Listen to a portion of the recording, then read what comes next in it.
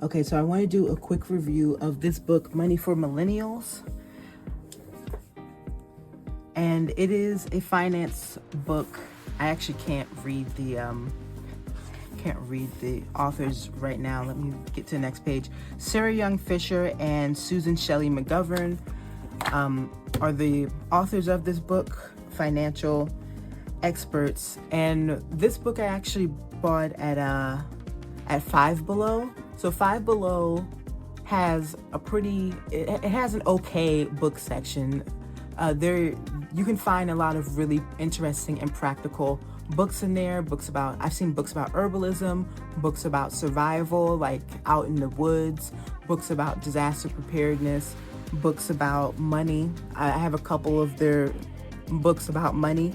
And the books cost a little bit more on Amazon, but than they do on Five Below. So I found some gems in there. They have a lot of recipe books as well. And then they also have books on like crystals and exercise and just anything that you can imagine. But I think that these sort of practical books are some of their best things that they offer.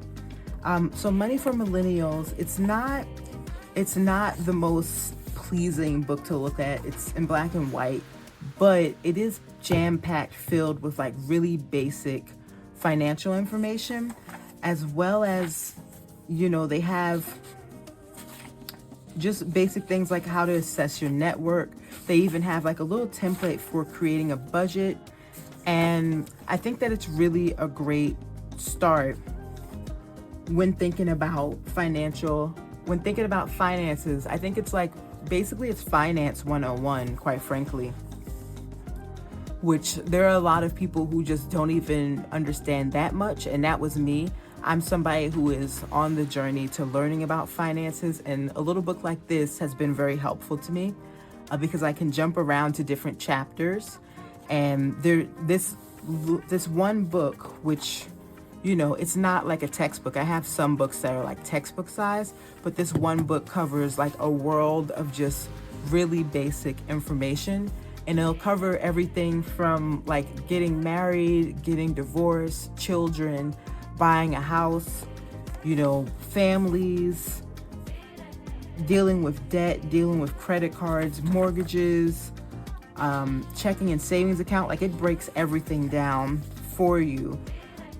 Different sorts of fees that people don't always know about or think about. Home buying. Just everything. I was reading about, and I go to different sections depending on what it is I'm interested in or what it is I'm doing at the moment. So when I needed to make a budget, I went to the budgeting section.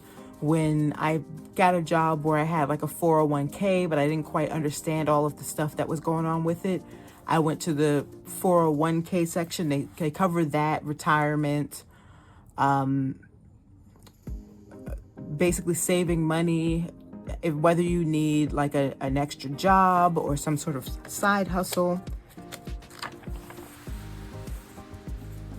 This is the section that's about IRAs and explaining IRAs, explaining retirement. Sometimes there are people who are like way advanced in this type of stuff, and sometimes they talk, it sounds like they're speaking a completely different language, but this type of book helps me decode the language. I'm still trying to figure it all out, but I understand a little bit now. They have information on stocks. They even talk about crypto a little bit. They don't do a whole lot on it.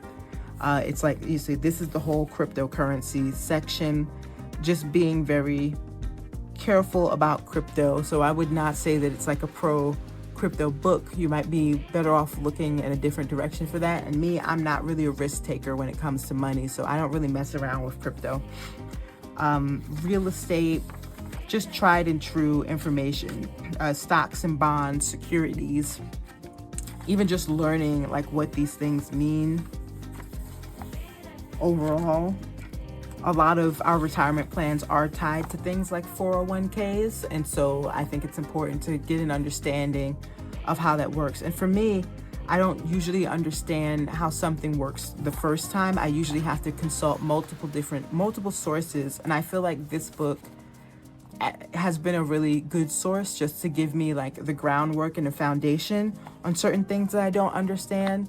And then, through YouTube videos, podcasts, other things help me to like grow. But this is some solid information just to start. And that's the table of contents. I like not only the adorable pink cover, but also that is money for millennials, because I do think that millennial generations and every generation has their own sort of financial issues and financial concerns to think about. If you're a millennial, you've lived through different wars, you've lived through recessions, you lived through all sorts of craziness, and your money, you're going to need a resource to get through this. Let's see when this was. I can't recall. This was made in 2024. Published in 2024. So, we're also talking about like the COVID era, losing jobs, basically get the gig economy, and just the different ways that millennials have to make money. And, the generations after us are thinking about it. In my opinion, we're kind of past the days where you can just have one job depending on where you live. I live in a very, very high cost area. And so for me, I'd have to have like multiple jobs, or I have to get some skills in order to get a job that pays way more.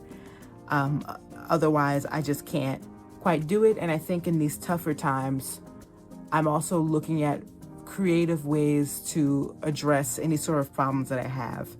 And this book and like financial literacy in general is a foundation. It's a start. It's not the ultimate solution. I mean, there are bigger things that need to be done. But money for millennials, I think I really enjoyed reading this book, and I enjoy reading it, and I keep it around. And I think I'm going to end up buying a digital version if they have a copy of that. But I absolutely recommend this book as just a start for just learning really basic financial information. If you don't find it at Five Below, because they do change out their books pretty frequently, they do sell it on Amazon. You can also probably find a copy of it at the library. But if you do run across it, I definitely would recommend picking it up.